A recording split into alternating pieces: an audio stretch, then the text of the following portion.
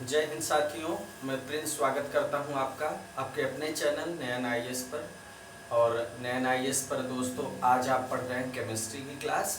Chemistry में दोस्तों पिछली क्लास में हमने मिश्र धातुओं के बारे में डिस्कशन किया था। तो हमने देखा था किस तरह की मिश्र धातुएं थी, जो है कुछ उदाहरणों के साथ भी हमने उनको समझा था। तो दोस्तों जो है आगे उसमें देखेंगे कुछ और चीज़ों को, मिश्र धातु के बारे में कुछ और चीज़ों को देखेंगे कि कैसे जो है दो या दो से अधिक धातुओं को मिला के मिश्र धातु बनाई जा सकती हैं और व्यवहारिक में उनका क्या प्रयोग है। तो दोस्तों आइए चलते हैं ब्लैक व्हाइट बोर्ड पे और देखते हैं मिश्र धातुओं के कुछ और उदाहरण। जैसे पीतल। पीतल दोस्तों हम लिख लेते हैं मिश्र धातुएं, ठीक है। मिश्र धातुएं। अब यहां हम देखेंगे दोस्तों मिश्र धातुएं, ठीक है। यहां हम देखेंगे मिश्र धातुएं अवयव, क्या अवयव मिलके ये बनाई जाती हैं और इनका उपयोग क्या होता है। उपयोग क्या होता है। जब भी दोस्तों इसमें सवाल पूछे जाएंगे तो इसका अप्लाइड आपको पता होना चाहिए, किन चीज़ों में ये इस्तेमाल भी होती हैं, किन अवयवों से ये बनाई जाती हैं, ठीक है। तो पीतल के बारे में हम देखते हैं दोस्तों। पीतल। पीतल दोस्तों किससे मिलके बनता है, इसका अवयव क्या है, तांबा और जिंक। तांबा प्लस जिंक। तांबा और जिंक जो है मिला के क्या बनता है, पीतल। कॉपर प्लस जिंक प्लस, ये इसका सूत्र है, Cu से कॉपर और Zn से क्या बनेगा, जिंक। अब इसका उपयोग कहाँ होता है, पीतल का उपयोग कहाँ कहाँ किया जाता है जो तांबा और जिंक से बनाया जाता है, ठीक है। तो ये बर्तन, आपने देखा होगा बर्तनों में, बर्तन तथा सजावटी सामान बनाने में, बर्तन बनाने में और सजावटी सामान बनाने में पीतल का उपयोग किया जाता है, ठीक है। तो ये तीनों चीज ध्यान से देखिए। पहला मिश्र धातु कौन सी है, दूसरा किनसे मिलके बनी है, इनका सूत्र क्या है, और तीसरी चीज इनका उपयोग क्या है, ठीक। अगली जो धातु है वो स्टील है दोस्तों। अगली धातु स्टील है जो लोहा और कार्बन से मिलके बनती है, ठीक है। लोहा प्लस कार्बन, तो लोहा का सूत्र हो गया फेरस प्लस कार्बन का हो गया सी, ठीक है। स्टील हो गया। तो ये बहुत सारी, स्टील तो बहुत सारी चीजों में प्रयोग होता है दोस्तों। परिवहन के साधन, भवन, परिवहन के साधनों, भवनों और अन्य जरूरत की चीजों के निर्माण में, ठीक है। ये बहुत सारी चीजों में, स्टील तो बहुत सारी चीजों में यूज होता है, ठीक है।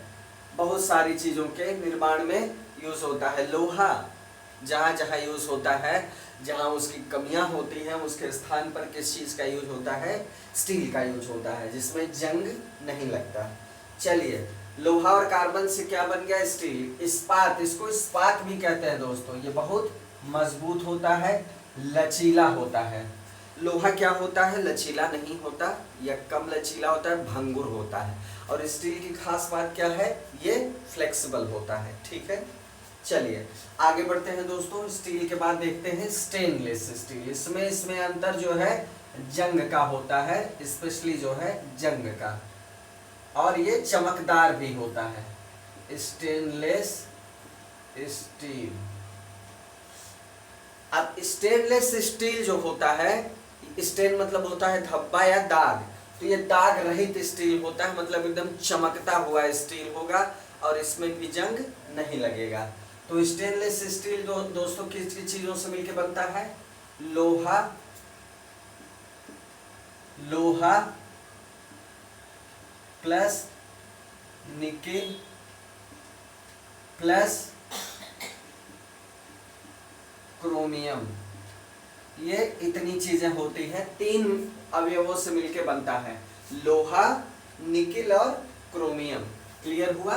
लोहा, निकेल और क्रोमियम। तो क्या हो गया इसका सूत्र? फेरस निकेल हो गया प्लस क्या हो गया? क्रोमियम का Cr। फेरस, निकेल और क्रोमियम, ये है स्टेनलेस स्टील। खेल का सामान, बर्तन, ठीक है, इससे क्या बनता है? स्टेनलेस स्टील से खेल का सामान, बर्तन इससे बनाए जाते हैं दोस्तों, और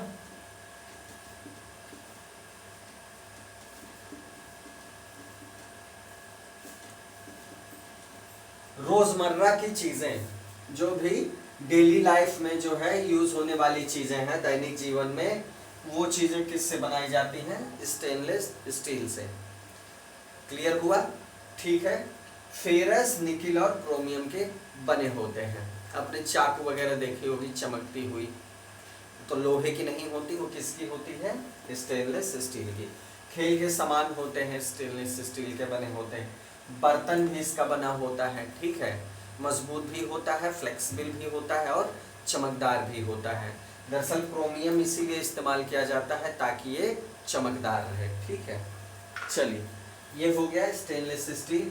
अब इसके बाद टांका, एक टांका लगता है दोस्तों, टांका, जिसको हम शोल्डर भी कहते हैं। हम क्या कहते हैं? शोल्डर। ये किसका बना होता है? सीसा प्लस टिन का। इसके अवयव क्या है? सीसा है और टिन है, मतलब Pb plus Sn plus Sn, ये है इसका अवयव, ठीक है। सीसा का क्या हो गया? Pb हो गया, टिन का क्या हो गया? Sn हो गया। क्लियर हुआ दोस्तों? ये कहाँ किस लिए इस्तेमाल होता है? जोड़ों में टांका लगाने के लिए, जहां पर जॉइंट्स को जोड़ना होता है, टांका लगाना होता है, वहां इसका इस्तेमाल किया जाता है। दो चीजों को जोड़ने के लिए, ऐड करने के लिए क्या किया जाता है? इसका इस्तेमाल किया जाता है, ठीक है। चलिए आगे बढ़ते हैं दोस्तों, कांसा देखते हैं। कांसा, कांसा का अवयव क्या है? तांबा और टिन। तांबा प्लस टिन। तांबा और टिन जो होता है दोस्तों, वो कांसा जो है बनाता है। कॉपर प्लस Sn, Cu से कॉपर हो गया, प्लस Sn से क्या हो गया? टिन हो गया। यहां भी आपने देखा, ठीक है। कांसा का प्रयोग किस लिए होता है दोस्तों?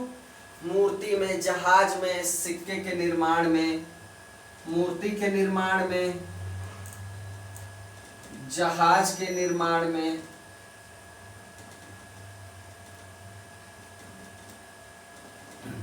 और सिक्के के निर्माण में,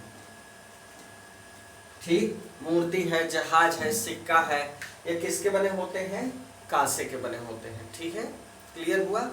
चलिए और चीजों को देख लेते हैं जो बहुत महत्वपूर्ण है, उन्हीं मिश्र धातुओं की हम चर्चा कर रहे हैं दोस्तों, क्योंकि ये प्रश्न जो है पूछे जाते हैं, ठीक है, इसलिए इनको बताना बहुत आवश्यक है। आइए आगे बढ़ते हैं। अब देखते हैं दोस्तों, जर्मन सिल्वर, बहुत फेमस धातु है, जर्मन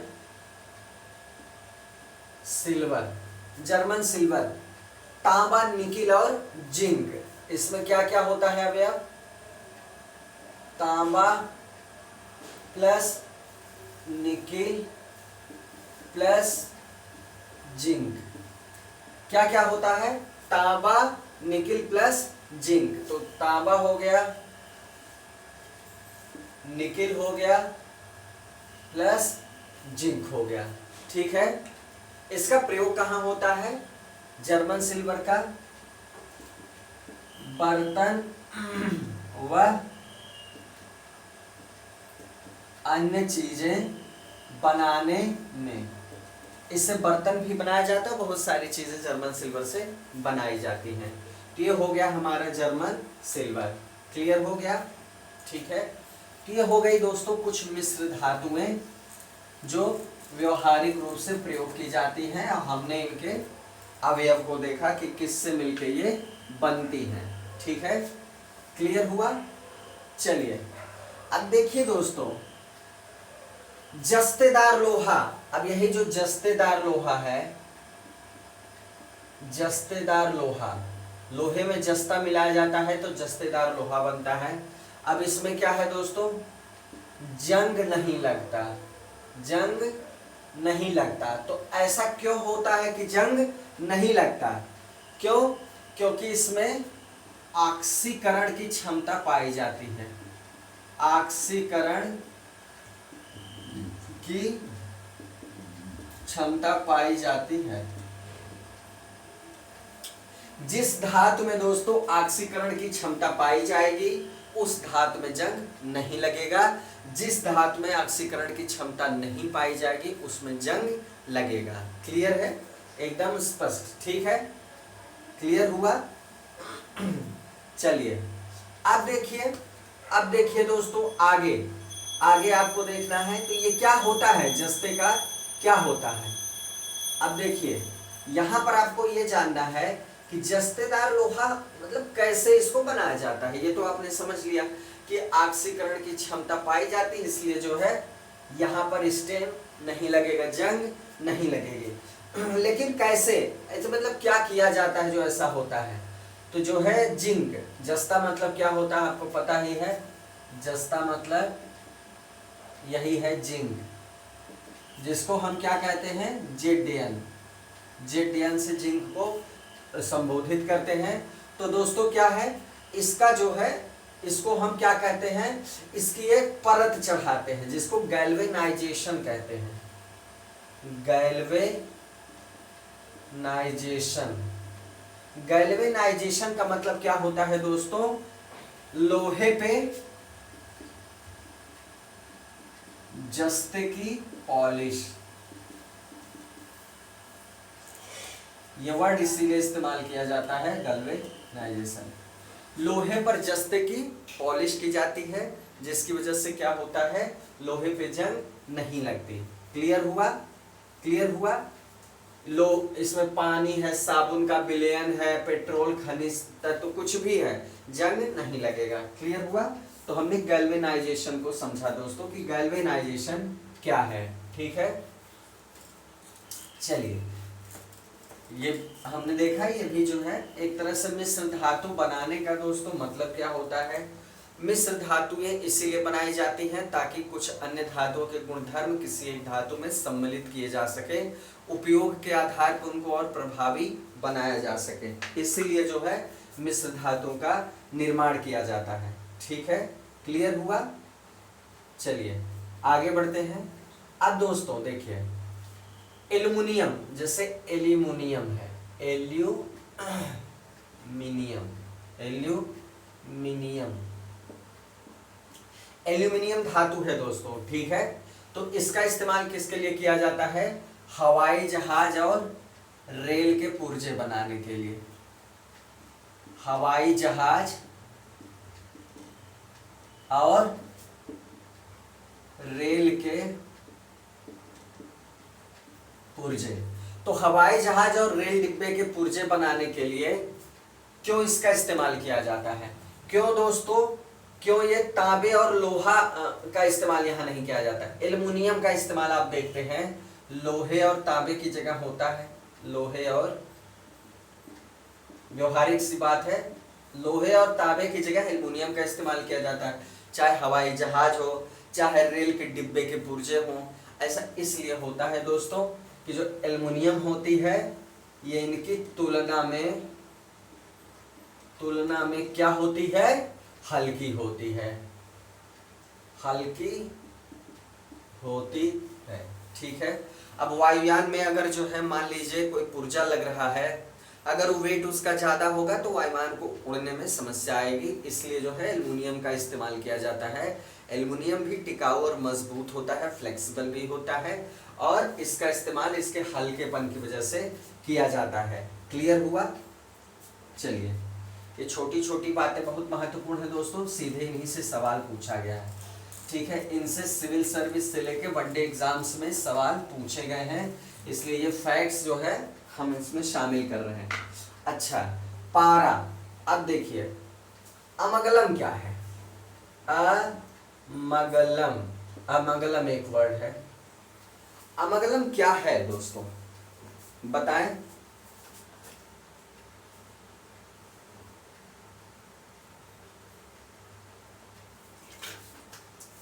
अमगलम क्या है? बहुत ही इंपॉर्टेंट सवाल है दोस्तों। अमगलम, जब पारा किसी अन्य धातु के साथ मिलकर मिश्र धातु बनाता है, मतलब आपने देखा कि मिश्र धातु के लिए क्या आवश्यक है, दो या दो से अधिक धातुओं का होना आवश्यक है। तो मान लीजिए एक धातु पारा हो गई या मरकरी हो गई और दूसरी कोई धातु हो गई, तो उसके साथ चाहे कोई भी धातु हो, उसके साथ मिलके जो मिश्र धातु बनेगी उसको हम क्या कहेंगे? अमगलम। ठीक है, उसको क्या कहेंगे दोस्तों? अमगलम कहेंगे। क्लियर हुआ? अच्छा, मान लीजिए पारा प्लस लोहा मिला दिए तो ये अमगलम बन गया? नहीं, ये एक्सेप्शन है दोस्तों, इसको याद रखिएगा, ये बहुत ही इंपॉर्टेंट है। क्लियर हुआ?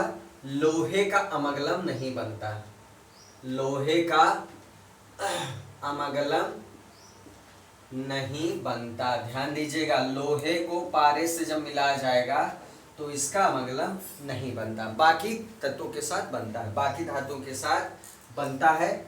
ठीक है, क्लियर हुआ? अब देखिए चांदी, चांदी के साथ जब मिलाया जाता है, पारा प्लस चांदी, दांत में छिद्र हो जाता है दोस्तों। अप्लाइड सवाल है, अप्लाइड टॉपिक है, समझिएगा, बहुत सारी ऐसी चीजें हैं जो अप्लाइड हैं इसमें। तो दांतों के छिद्र को भरने के लिए जो इस्तेमाल किया जाता है पदार्थ, वो क्या होता है? पारा प्लस चांदी। चांदी में पारे को मिला के अमगलम बनाया जाता है, उसके बाद दांतों के छिद्र में भरा जाता है। लोहे के साथ नहीं बनता, बिल्कुल बहुत ध्यान दीजिएगा। ठीक है, अब देखिए टाका, टाका तो आप देख ही चुके हैं। टाका में क्या क्या होता है दोस्तों? सीसा और टिन, सीसा और टिन जो है मिलके क्या बनता है? टाका या सोल्डर बनता है।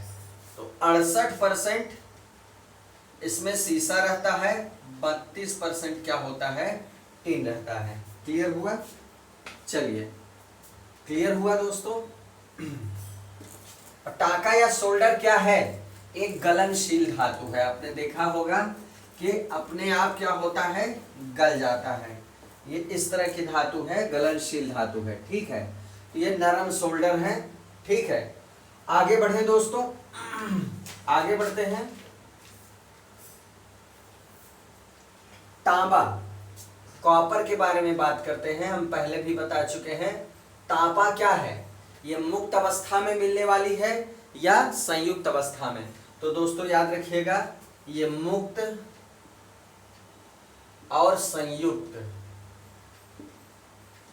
मुक्त और संयुक्त दोनों अवस्था में पाया जाता है। तांबा जो होता है दोस्तों, मुक्त और संयुक्त दोनों अवस्था में प्राप्त होता है। ठीक है, याद रखिएगा। ठीक, अब पीतल और कांसा इसकी क्या है? मिश्र धातुएं हैं। चलिए, अच्छा दोस्तों, पीतल का रंग फीका पड़ता है। आपने देखा होगा कि पीतल का रंग हवा में फीका पड़ जाता है, फीका पड़ जाता है। ठीक है, पीतल के गुणधर्म की बात हो रही है। पीतल का रंग हवा में क्या हो जाता है, फीका पड़ जाता है। तो ये किस वजह से होता है, हवा में हाइड्रोजन सल्फाइड की वजह से, हवा में हाइड्रोजन सल्फाइड की वजह से क्या होता है दोस्तों, पीतल का रंग हल्का हो जाता है। ठीक है, अब चलिए, पीतल के बर्तनों पे जो है परत चढ़ाई जाती है। जब पीतल के बर्तन बनाए जाते हैं उन पे एक परत चढ़ाई जाती है ताकि तांबा जो है किसी और तत्व से क्रिया करके खराब न कर दे। देखिए, पीतल के बर्तनों पे किसकी परत चढ़ाई जाती है, पीतल का रंग हवा में इस तत्व की वजह से काला पड़ता है या रंग फीका पड़ जाता है हाइड्रोजन सल्फाइड की वजह से। और पीतल के बर्तनों पे जो परत चढ़ाई जाती है, बर्तनों पर किसकी परत चढ़ाई जाती है, रांगा की। ठीक है, रांगा जिसको हम टिन कहते हैं, क्या कहते हैं दोस्तों, टिन कहते हैं। इसकी क्या होती है कि परत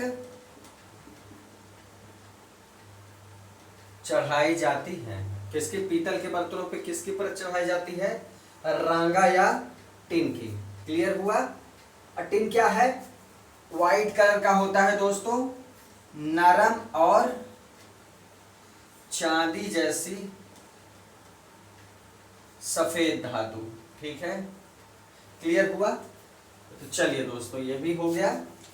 आगे बढ़ते हैं, आगे बढ़ते हैं।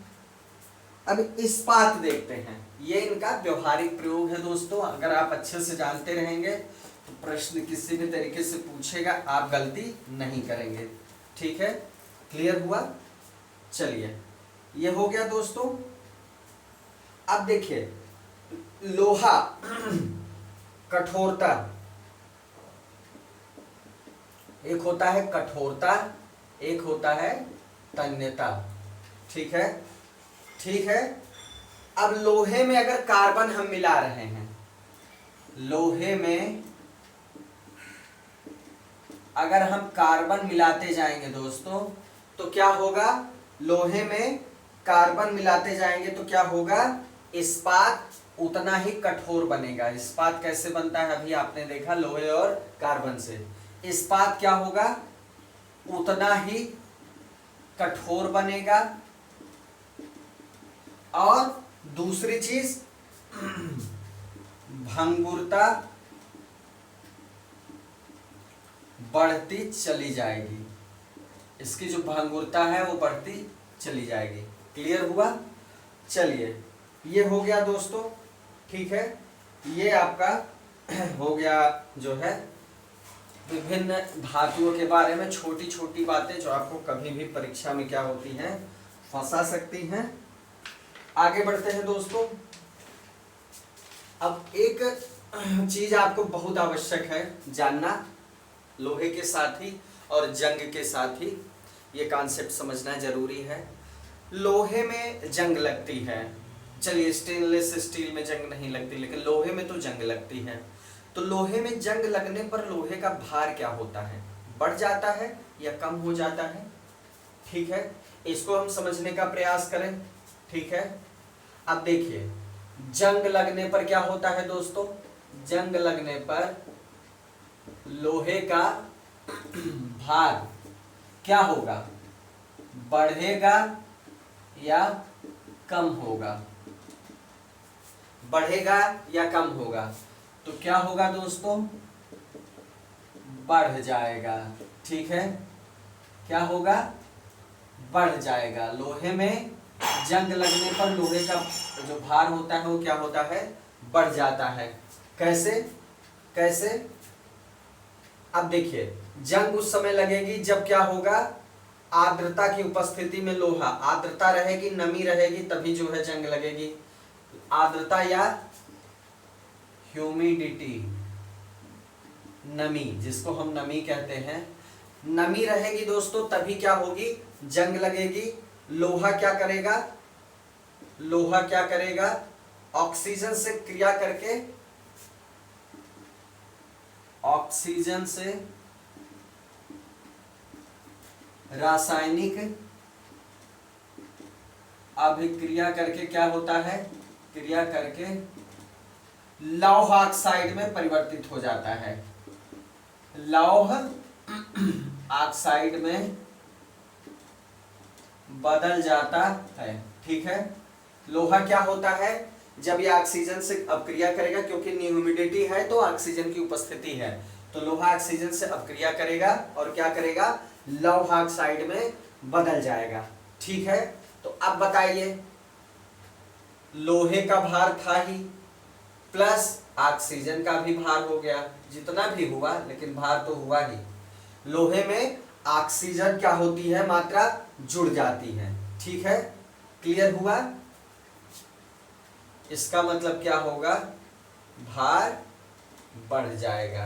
कितना बढ़ेगा, जितनी मात्रा में ऑक्सीजन जुड़ेगी। ठीक है, जितनी मात्रा में ऑक्सीजन जुड़ेगी लौह ऑक्साइड में बदलेगा ही, तो जितनी मात्रा में ऑक्सीजन जुड़ती है लोहे के साथ उतना ही लोहे का भार बढ़ जाता है। तो इसका जो है कॉन्सेप्ट आप क्लियर रखिएगा, जो है लोहे का भार क्या होगा, बढ़ जाएगा जंग लगने पे। ठीक है, चलिए, ये धातुओं से संबंधित बहुत विशिष्ट बातें हैं, महत्वपूर्ण फैक्ट्स हैं जो परीक्षा में पूछे गए हैं। ठीक है, और पूछे जा सकते हैं। अब देखिए, अब आगे बढ़ेंगे। अब धातु तो हमने देख लिया दोस्तों, अब हम अगला जो टॉपिक देखेंगे वो अधातु के बारे में है। अधातुओं को देखेंगे, ठीक है, और उसके कार्बन और उसके भिन्न रूपों को देखेंगे। ठीक है, कार्बन क्या है, अधातु है, उसके भिन्न रूपों को भी देखेंगे। तो टॉपिक क्या होगा दोस्तों, अधातुएं। ठीक है, अधातुएं। अब अधातुएं में क्या है, सबसे पहले कार्बन और उसके रूप, कार्बन और उसके भिन्न रूप। क्लियर हुआ, उसके भिन्न रूप, कार्बन और उसके भिन्न रूप। कार्बन क्या है दोस्तों, अधातु है, महत्वपूर्ण अधातु है। तो ऑक्सो कार्बन, ठीक है, ऑक्सो कार्बन क्या है दोस्तों, ऑक्सो कार्बन एक टर्म है, ऑक्सो कार्बन। तो क्या यह ऑक्सो कार्बन कार्बन का अपर रूप है, चूंकि इसमें कार्बन जुड़ा हुआ है इसलिए कंफ्यूजन है इसमें। कार्बन का अपर रूप है, कार्बन का अपर रूप है नहीं, ऑक्सो कार्बन कार्बन का अपर रूप नहीं है। ये क्या है, एक अकार्बनिक यौगिक है जो कार्बन और ऑक्सीजन से युक्त होता है। ये है क्या, ये एक अकार्बनिक यौगिक है, अकार्बनिक यौगिक है, जिसमें दोस्तों क्या होता है, चूंकि ऑक्सो कार्बन है तो इसलिए ऑक्सीजन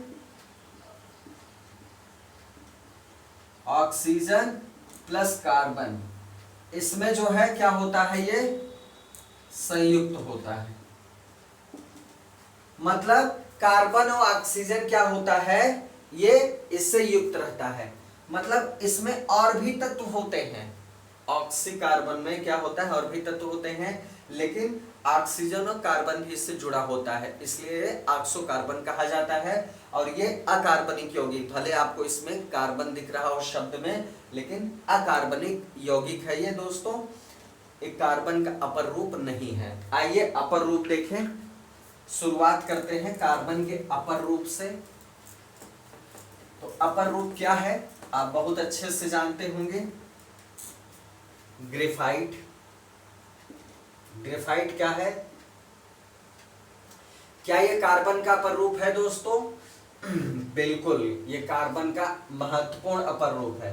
और क्या है, हीरा या डायमंड, क्या ये कार्बन का अपर रूप है? बिल्कुल, ये दोनों क्या है दोस्तों, कार्बन के अपर रूप। ये दोनों क्या है, कार्बन के अपर रूप हैं, हीरा और ग्रेफाइट। क्लियर हुआ। अब इसमें दोनों के गुणधर्म अलग अलग हैं दोस्तों। हीरा क्या है, हीरा सबसे कठोर होता है, सबसे कठोर होता है। और उसी तरह जो है ग्रेफाइट, देखिए ग्रेफाइट क्या है, ये क्या होता है, हीरे से मुलायम होता है। ग्रेफाइट मतलब जो पेंसिल की लीड होती है, जिससे आप लिखते हैं, जो घिसती चली जाती है, लिखने में प्रयुक्त होती है, तो पेंसिल की जो लीड होती है दोस्तों, वो किस चीज़ की बनी होती है, ग्रेफाइट। तो आप देखते ही हैं वो कितना जो है स्मूथ होती है, कितना है वो मुलायम और नरम होती है। और हीरे का प्रयोग तो उन आरियों में किया जाता है, पतला सा लेप होता है जिनसे जो है कांच को काटा जाता है, वो बहुत सफाई से कांच कटता है, इतना कठोर होता है हीरा। ठीक है, तो चलिए देख लिया आपने, हीरे का उन काटने की पत्तियों में यूज किया जाता है, इसकी कठोरता की वजह से कांच को काटने में इसका प्रयोग किया जाता है। ग्रेफाइट का किस में प्रयोग किया जाता है, पेंसिल की लीड में। ठीक है, आगे बढ़े दोस्तों। अब देखिए जो कोयला है कोयला है वो क्या है, कोयला क्या है, एक क्या है दोस्तों, खनिज है। ठीक है, कोयला क्या है, एक खनिज है, और इसमें जो कार्बन की प्रतिशत मात्रा है वो अलग अलग है। कार्बन की प्रतिशत मात्रा जो है कोयले में, कोयला जो है कई तरह का होता है, कोयला कई प्रकार का पाया जाता है, उसके जो प्रकार है वो केवल कार्बन की प्रतिशत मात्रा के आधार पर है। ठीक है, कार्बन की प्रतिशत मात्रा के आधार पर। आइए देखते हैं कितने प्रकार हैं दोस्तों, 4 प्रकार। अगर कहा जाए कि कार्बन की प्रतिशत मात्रा के आधार पर कितने प्रकार हैं कोयले के, तो वो 4 प्रकार हैं। पहला प्रकार है दोस्तों लिग्नाइट कोयला।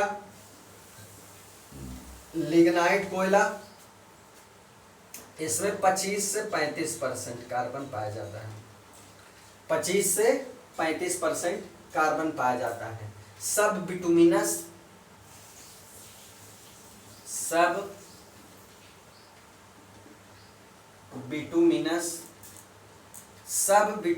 कोयला, इसमें कितना पाया जाता है, 35 से 45% कार्बन पाया जाता है।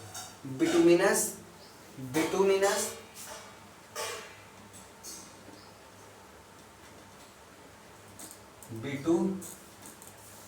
बिटुमिनस कोयले में 45 से 85%, 45 से 85% जो है कार्बन पाया जाता है बिटुमिनस कोयले में।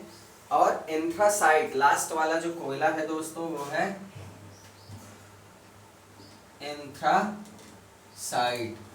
एंथ्रासाइट में दोस्तों 85% से ऊपर कार्बन पाया जाता है। ठीक है, 85% से अधिक।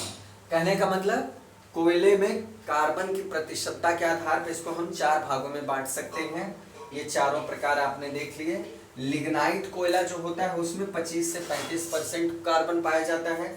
सब बिटुमिनस में 35 से 45%, बिटुमिनस में 45 से 85%, और एंथ्रासाइट कोयले में 85% से अधिक कार्बन पाई जाती है। ठीक है, बात क्लियर हो गई। चलिए, ये क्लियर हुआ। आगे बढ़ते हैं दोस्तों, आगे बढ़ते हैं। अब हीरा हमने देखा, हीरा कार्बन का क्या है, अपर रूप है। ठीक है, कांच को काटने के लिए किया जाता है, इस पे स्क्रैच बनाने के लिए किया जाता है, खरोचने के लिए होता है। ठीक है, अब इसका जो है, इसका कैरेट का, इसमें कैरेट इस्तेमाल किया जाता है। जैसे आपने देखा था सोने की शुद्धता बताने के लिए किस चीज़ का इस्तेमाल होता है, कैरेट का। आपने देखा 22 कैरेट का सोना, उसमें 2% जो है और चीज़ें मिला के उसको बनाया जाता है आभूषण। अब कैरेट दोस्तों क्या है, कैरेट यहाँ पर क्या करता है, हीरे का वजन बताता है। अगर हीरे का वजन बताना हो, अगर हीरे का वजन बताना हो तो क्या इस्तेमाल किया जाएगा, कैरेट इस्तेमाल किया जाएगा। 1 कैरेट बराबर कितना होता है? 1 कैरेट बराबर 0.2 ग्राम। अगर हम कहें कि 1 कैरेट हीरा है तो इसका मतलब 0.2 ग्राम हीरा है। ठीक है, क्लियर हो गया। अब 0.2 ग्राम का मतलब क्या हुआ? इसका मतलब हो गया 200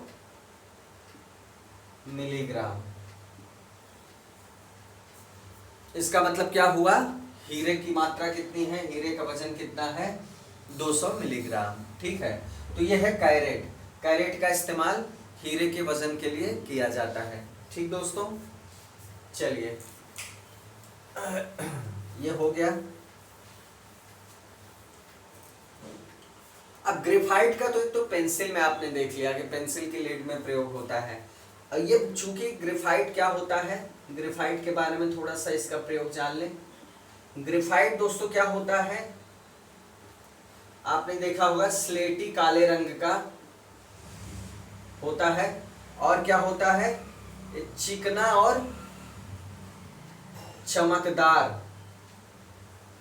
चिकना होता है, चमकदार होता है, बहुत चमकदार होता है, वो बहुत स्मूथ होता है, चिकना होता है। ठीक है, क्लियर हुआ।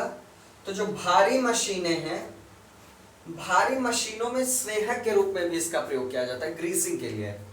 भारी मशीनों में स्नेहक के रूप में प्रयुक्त होता है। भारी मशीनों में ग्रेफाइट का स्नेहक की तरह भी इस्तेमाल किया जाता है। ठीक है, चलिए ये हो गया। ये सब कार्बन के अपर रूप है दोस्तों, कार्बनिक तत्व हैं। आइए देखते हैं शुष्क बर्फ। शुष्क बर्फ या शुष्क हिम। शुष्क बर्फ या शुष्क हिम किसको कहते हैं? ठोस कार्बन डाइऑक्साइड को। ठोस कार्बन डाइऑक्साइड को। ठोस कार्बन डाइऑक्साइड का दूसरा नाम क्या है दोस्तों? शुष्क बर्फ है, या ड्राई आइस जिसको बोलते हैं। ड्राई आइस, ड्राई आइस या शुष्क हिम। क्लियर हुआ। अगर इसको गर्म किया जाए, अगर इसको गर्म करेंगे, करने पर क्या होगा? क्या ये पिघल जाएगी? क्या दोस्तों ये पिघल जाएगी? ये सीधे गैस में बदल जाती है। शुष्क बर्फ को या ठोस कार्बन डाइऑक्साइड को गर्म करने पे क्या होता है? ऊर्ध्वपातन की एक प्रक्रिया होती है। इसमें ऊर्ध्वपातन में क्या होता है कि जब किसी ठोस को गर्म किया जाए तो वो जल में बदले बिना, जैसे सामान्यतः जल के साथ क्या होता है, बर्फ इसका ठोस रूप है, तो बर्फ को आप गर्म करेंगे तो पहले लिक्विड बनेगा, उसके बाद गर्म करेंगे तो वाष्प बनेगा। लेकिन ठोस कार्बन डाइऑक्साइड या ऐसे कोई पदार्थ को अगर हम गर्म करते हैं, वो सीधा लिक्विड में न बदल के सीधा गैस में बदल जाता है, तो ये ऊर्ध्वपातन होता है। तो ये सीधा क्या होता है? गैस में बदल जाता है। गर्म करने पे क्या होता है? सीधा गैस में बदल जाता है। आइसक्रीम बनाने में इसका इस्तेमाल होता है। आइसक्रीम बनाने में और प्रभावकारी शीतलक में। प्रभावकारी शीतलक मतलब ठंडा करने वाली चीजों में। जो ठंडा करने वाले शीतलक होते हैं, कोल्ड करने वाले होते हैं, उनके लिए ड्राई आइस का प्रयोग किया जाता है। तो इस तरह दोस्तों ये टॉपिक कंप्लीट हुआ। ठीक है, हमने देख लिया अधातुओं को, कार्बन और इसके अपर रूपों को देखा, गुणधर्म को देखा। तो ये भी टॉपिक कंप्लीट हो गया। तो आज के लिए दोस्तों इतना ही। मिलते हैं एक और इंटरेस्टिंग और इम्पॉर्टेंट टॉपिक के साथ अगली क्लास में। तब तक के लिए जय हिंद दोस्तों।